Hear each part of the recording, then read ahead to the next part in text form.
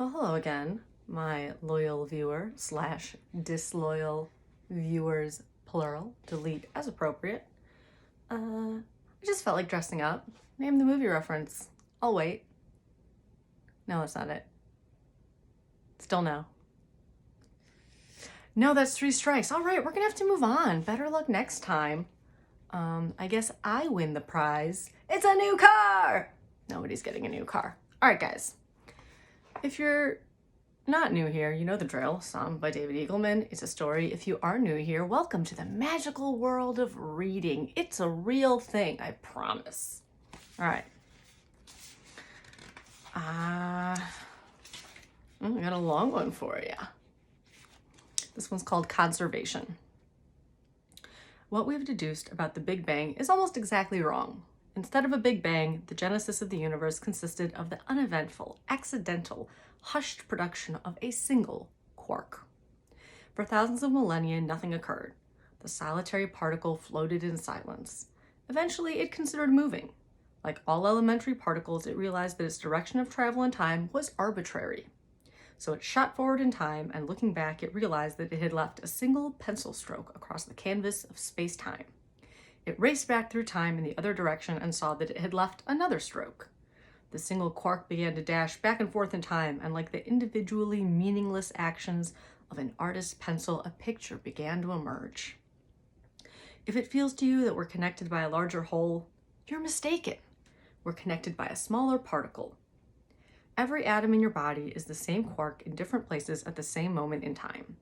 Our little quark sweeps like a frenetic 4-dimensional phosphor gun, painting the world. Each leaf on every tree, every coral in the oceans, each car tire, every bird carried on the wind, all the hair on all the heads in the world. Everything you have ever seen is a manifestation of the same quark, racing around on a space-time superhighway of its own invention. It began to write the story of the world with sagas of war, love, and exile. As it spun out stories and allowed the plots to grow organically, the quark became an increasingly talented storyteller. The stories took on subtle dimensions. Its protagonists engaged in moral complexity. Its antagonists were charming. The quark reached for inspiration into its own history of loneliness in an empty cosmos. The adolescent with his head on the pillow, the divorcee staring out the coffee shop window, the retiree watching infomercials, these became the prophets of the quark's text. But the quark did not dwell upon the loneliness. It found that it couldn't get enough of the love stories and the sex scenes. From the complex network of love stories spawned new generations of children, and the storyboard of the space-time canvas became increasingly rich in characters. The quark pursued the logical flow of each story with dedication and integrity. Then, on an afternoon that would come to be known by our physicists as the Day of Decline, the quark suffered an epiphany. It realized it had reached the limits of its energy. Its stories had grown too baroque and rococo to be contained by the maximum speed of its pencil strokes. That was the first day the world began drifting toward incompleteness. The quark despondently resigned itself to the fact that it could keep the show going only if it saved energy. It realized it could accomplish this by drawing only those entities that were being observed by someone. Under this conservation program, the great meadows and mountains were only drawn when there was someone there to look. There was nothing drawn under the sea surface where submarines did not travel. There were no jungles where explorers did not probe. These measures of savings were already in place before you were born, but things are about to get worse. Even with these energy management programs, the quark remains overextended. Given the directionless and explosive growth of the human chronicle, our quark's reserves are nearing depletion. Soon, against its will, it will submit to the fact that it cannot continue the narrative. The physicists have advised us to prepare ourselves emotionally for the end of our world. Trees will have fewer leaves, both men and women will bald, animals will be drawn with less detail. As the decline continues, you will someday turn a familiar corner to find buildings missing. At some point, you may look through the missing walls of your bedroom to find your lover only half drawn.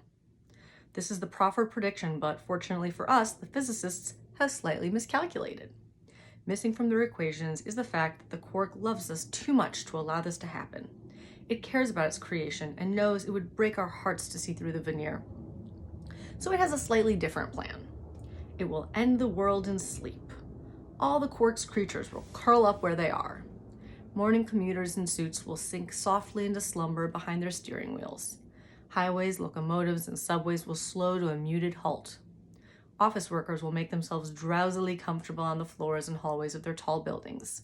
The squares of the world's capitals will drift into silence. Farmers in their wheat fields will doze off as mid-flight insects touch down softly like snowflakes. Horses will arrest their gallop and relax into a standing slumber. Black jaguars in trees will lower their chins to their paws on the branches.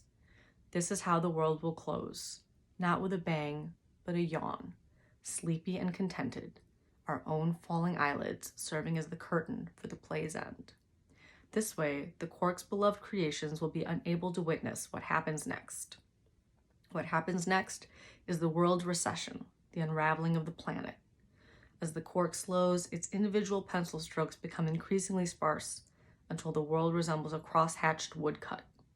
The sleeping bodies become transparent netting through which the other side can be seen. As the pencil marks grow fewer, the asphalt highways become a sparse lacing of black strokes with nothing below but the other side of the planet, 1 Earth diameter away. The world's canvas devolves into a thin sketch of outlines. The remaining strokes, one by one, disappear from the lattice work, drawing the cosmos toward a more complete blankness. In the end, spent, the Quark slows to a halt at the center of infinite emptiness. Here it takes its time, catching its breath. It will wait several thousand millennia until it regains the stamina and optimism to try again. So there is no afterlife, but instead, a long intermission. All of us exist inside the memory of the particle, like a fertilized egg, waiting to unpack.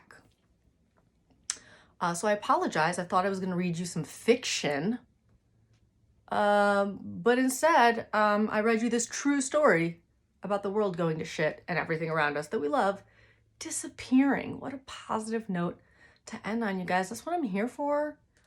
I'm really here to bring light and positivity and good vibes into people's lives. And there's a phone number at the bottom of the screen, and you can call and let them know how I'm doing. I'm just kidding. Nobody cares what you think. Have a night.